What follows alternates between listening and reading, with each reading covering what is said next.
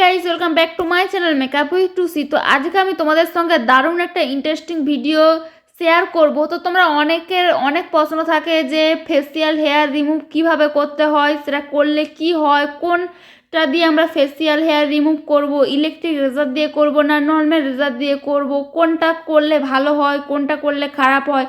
অনেক রকমের প্রশ্ন থাকে। আমাদের ফেসিয়াল হেয়ার রিমুভ করা উচিত কি উচিত নয়, করলে কিভাবে করব, সেটা করলে আমাদের মুখের মধ্যে কি ভালো হবে কি খারাপ হবে, এই ধরনের অনেক প্রশ্ন থাকে আমাদের মনের মধ্যে। তো আজকের ভিডিওতে আমি তোমাদেরকে ডিটেলসে বলে দেবো যে কোনটা ব্যবহার করলে কি হয়, কোনটা ব্যবহারে আমাদের ক্ষতি, কোনটা ব্যবহার করলে ভালো, আর আমি কোনটাতে আমার মুখের যে ফেসিয়াল হেয়ার রিমুভ করি তো একে সমস্তটা আমি ডিটেলসে তোমাদেরকে বলে দেবো। তোমরা যদি চাও তোমাদের মুখের মধ্যে যেসব স্কিন কেয়ার করো বা মেকআপ করো সেগুলো যাতে ভালোভাবে অ্যাবজর্ব করতে পারে বা মেকআপটা ভালো হয়, বা তোমরা যে স্কিন কেয়ারটা করো সেটা ভালোভাবে তোমাদের স্কিনের ভিতরে ঢুকে তোমাদের স্কিনটা অনেক বেশি গ্লোয়িং, সফট, প্লাম্পি করে তুললে, সেই জন্য তোমাদের কিন্তু অবশ্যই করে তোমাদের মুখের লোমগুলো ক্লিন করতে হবে। আর যদি মুখের লোম ক্লিন করে মেকআপ করো তাহলে মেকআপ বেসটা খুবই সুন্দর হয়। তোমরা ভাবতেও পারছো না, তোমরা একবার ট্রাই করো তাহলে বুঝতে পারবে যে তোমরা মুখের লোমগুলো ক্লিন করে তোমরা মেকআপটা করলে তোমাদের মেকআপটা ঠিক কত সুন্দর দেখাবে। আর অনেকেরই মনে হয় যে আমরা রেজার ইউজ করব না ইলেকট্রিক রেজার ইউজ করব, কোনটা আমাদের ইউজ করা উচিত। তো যাদের স্কিন সেন্সিটিভ কম্বিনেশন তাদের কিন্তু এই ইলেকট্রিক রেজারটা ইউজ করা বেশি ভালো। এমনি নর্মাল রেজারটা ইউজ করা কিন্তু তাদের জন্য ক্ষতিকারক, কারণ তাদের মুখে পিম্পলসের সমস্যা থাকে, সেগুলোকে কাট লেগে যেতে পারে। সেই কারণে কিন্তু নর্মাল রেজারটা সেই তাদের এইসব স্কিন টাইপদের জন্য ব্যবহার নাই করা ভালো। আর যারা একদমই প্রো নয় তারা কিন্তু নর্মাল রেজারটা একটু স্কিপ করতে পারো, কারণ অনেক সময় তোমাদের হাতের ভুলভাল করার জন্য তোমাদের স্কিনটা কিন্তু কাট হয়ে যেতে পারে। আমি বলছি না যে আমি কখনো নর্মাল রেজার ইউজ করিনি, আমি অবশ্যই নর্মাল রেজার অনেকবার ইউজ করেছি, কিন্তু আমি এখন ইলেকট্রিক রেজার ইউজ করি। এটা হলো বোম্বাই শেভিং কোম্পানির ইলেকট্রিক রেজার। তো এই রেজারটা দিয়ে আমি আমার এখন ফেসিয়াল হেয়ারগুলো রিমুভ করি, আর এই রেজারটা ভীষণই ভালো। তোমরা দেখতেই পেলে আমি কিভাবে এটা খুললাম, আনবক্সিং করলাম। এর ভিতরে একটা কার্ড ছিল, তার মধ্যে সমস্ত ডিটেলসে সব কিছু লেখা আছে। আর এর মধ্যে যে গোল যেটা আছে এটা হলো আমাদের মুখের যে লোমগুলো সেগুলোকে ভালোভাবে ক্লিন করে দেয়। এটা কীভাবে ডিসঅ্যাটাচ করতে হয়, অ্যাটাচ করতে হয়, আমি সমস্তটা এর মধ্যে ভালোভাবে ডিটেলসে বলে দিয়েছি।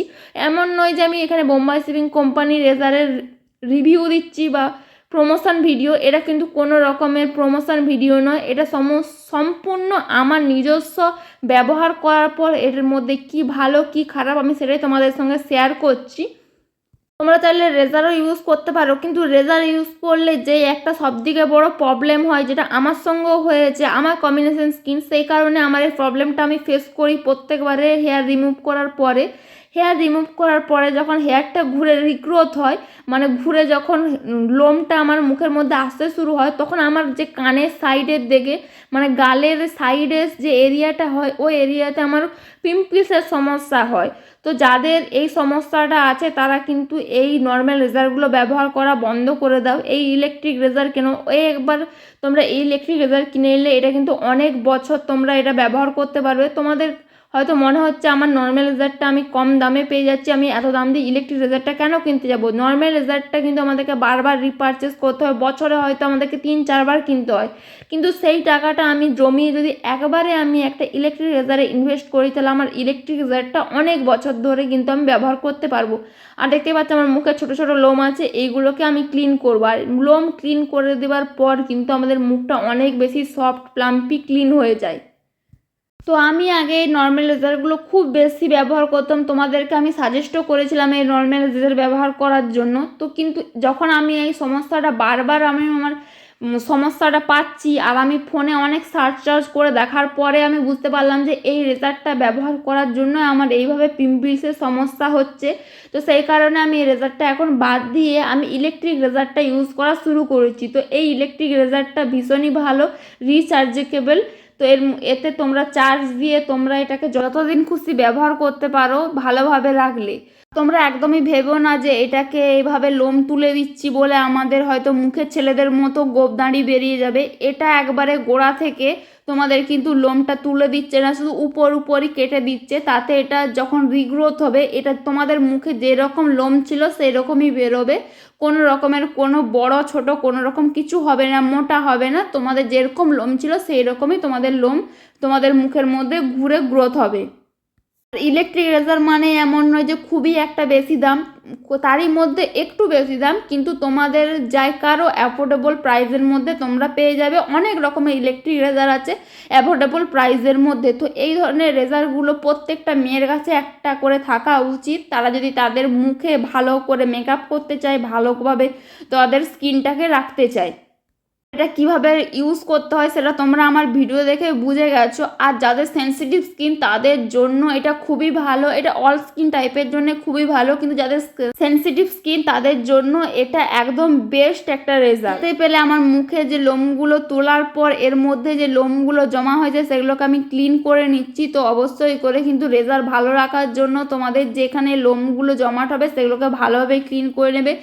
আর ওই ছোটো বইটার মধ্যে লেখা আছে যে কোনটা কিভাবে ইউজ করতে হয়, কিভাবে ক্লিন করতে হয়, কোনটা কিভাবে অ্যাটাচ করতে হয়, ডিসঅ্যাটাচ করতে হয়, সমস্ত কিছু ওর মধ্যে ডিটেলসে লেখা আছে। এই রেজারটা ইউজ করলে কিন্তু কোনো রকমের কোনো তোমাদের মুখের মধ্যে কাটা ছাটা কিছু হবে না, এটা কোনো কাট তোমাদের মুখের মধ্যে করবে না। আর মুখের মধ্যে যত ছোট থেকে ছোটতর লোম যেটা আমরা চোখেও দেখতে পাই না সেই লোমগুলোকেও খুব ভালোভাবে ক্লিন করে তোমাদের মুখটাকে একবারে ক্লিয়ার করে দেবে।